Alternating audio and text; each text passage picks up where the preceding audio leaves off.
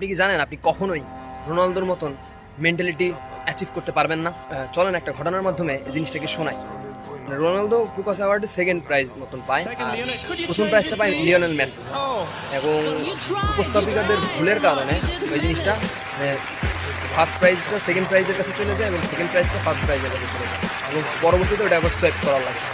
এবং এই জিনিসটা রোনালদোর ইগোতে ব্যাপকভাবে হার্ট করে। ওই স্টেজে বুঝাইতে দেয় নাই, কিন্তু সে নিজের উপর এমনভাবে কাজ শুরু করে। এবং এই জিনিসটা ধরা হয় বা বিভিন্ন জায়গায় লেখা হয়েছে যে প্রত্যেকটা জায়গায় রোনালদোর এই কথাটা বেশিভাবে উল্লেখযোগ্য রাখে যে সে এরপর থেকেই রোনালদো নিজেই নতুনভাবে নিজেকে চিনতে শুরু করে এবং পরবর্তীতে পরের পুকাস অ্যাওয়ার্ডটা সে প্রথম প্রাইজ পায়। আর আমাদের ক্ষেত্রে দেখেন, আমরা কোনো একটা কিছুর মধ্যে যদি অর্জন করতে চেষ্টা করি, পরবর্তীতে আমরা অধৈর্য হয়ে যাই, যদি ফল না পাই তাহলে তো কোনো কথাই নেই।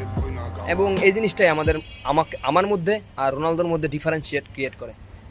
And that's the way you can learn from Cristiano Ronaldo. Hope for the best, over and out, আরিগাতো।